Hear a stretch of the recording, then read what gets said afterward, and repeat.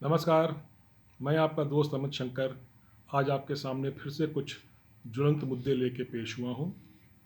जैसा हम सबको पता है, हमारे देश के एक राज्य महाराष्ट्र में इमरजेंसी से भी बदतर हालात हो गए हैं। एक चैनल रिपब्लिक टीवी, जिसका एडिटर अर्नब गोस्वामी शायद एक अकेला मर्द पूरे पत्रकार जगत में है, जो सच को सच बोलने की जिसके पास ताकत है, जो सत्य को हमारे सामने लाना चाहता है, जो राष्ट्र को जगाना चाहता है, जो हमें एक नई नई चेतना का संचार करना चाहता है, उसके खिलाफ महाराष्ट्र सरकार ने जो एक दमन का एक चक्र चला रखा है, वो बहुत ही अशोभनीय है, बहुत ही निंदनीय है और बहुत ही दुख का विषय है। इस देश में जहाँ पे हम सबको फ्रीडम ऑफ एक्सप्रेशन है, बोलने की आज़ादी है, उस आज़ादी के चलते अगर अर्नब गोस्वामी सोनिया गांधी का असली नाम एंटोनियो माइनो बोल देते हैं तो उनके खिलाफ 200 एफआईआर हो जाती है। उनको थाने में पेश होने का आदेश दिया जाता है, उनके सीएफओ को थाने में पूछताछ के लिए बुलाया जाता है, उनके पत्रकार को अरेस्ट कर दिया जाता है, 5 दिन वो लॉकअप में रहते हैं। उनके सारे एडिटोरियल स्टाफ के विरुद्ध एफआईआर दर्ज की जाती है।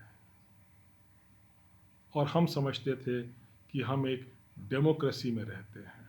कहाँ गए वो लोग जो प्लेकार्ड लेके सड़कों पे आया करते थे और आज़ादी की अभिव्यक्ति के नारे लगाया करते थे? कहाँ गए वो अनुराग कश्यप और वो जावेद अख्तर और वो स्वरा भास्कर और वो तमाम नेता जो संविधान की दुहाइयाँ दिया करते थे?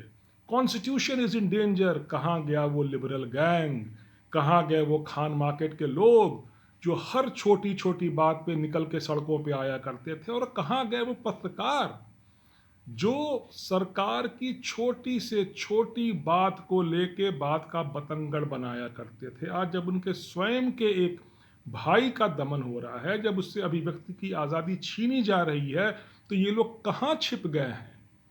और उद्धव ठाकरे सरकार चला रहे हैं या गस्टापो पुलिस चला रहे हैं कि आप वही बोलो जो हमें सुनना है? अगर आपने हमारे विरुद्ध कुछ कहा, अगर आपने हमारी पूजनीय माता जी श्री सोनिया गांधी के खिलाफ कुछ कहा, अगर आपने हमारे नेता पूजनीय श्री उद्धव ठाकरे के खिलाफ कुछ कहा, तो हम आपको इतने कानूनी पेचों में फंसा देंगे कि आप परेशान हो जाओगे। और इस सरकार का सहयोग कौन कर रहा है? मुंबई पुलिस का पुलिस कमिश्नर परमवीर सिंह का तो मैं नाम लेना भी उचित नहीं समझता हूँ। कमिश्नर तो छोड़िए, ये हवलदार बनने लायक भी नहीं है। और जिस तरह इन्होंने खाकी को कलंकित किया है, जिस तरह इन्होंने खाकी पे दाग लगाया है, वो कई दशकों तक वो दाग धुलेगा नहीं। परमवीर सिंह ने अपने आकाओं को खुश करने के लिए अपना एक पर्सनल मिशन बना लिया है कि जैसे भी हो, चाहे चाहे एफआईआर करके, चाहे फर्जी टीआरपी स्कैम में, मैं कुछ ना कुछ करके मैं रिपब्लिक चैनल को परेशान करूंगा। और क्यों परेशान करूंगा? क्योंकि रिपब्लिक चैनल उनके आकाओं को एक बहुत बड़ा जो कार्टेल है, जिसमें बॉलीवुड के स्टार हैं, जिसमें दाऊद है, जिसमें राजनेता हैं, जिसमें महाराष्ट्र की रूलिंग पार्टी है, जिसमें शरद पवार हैं, ये सारे लोग हमसे वो बात छिपाने का प्रयास कर रहे हैं जो देश की जनता को जानने का पूरा हक है।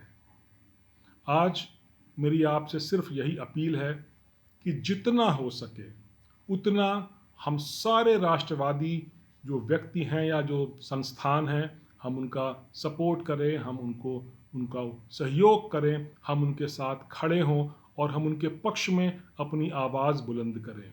ये 1 मिनट के लिए आप ना सोचिएगा कि इससे हमारा आपका क्या लेना देना है।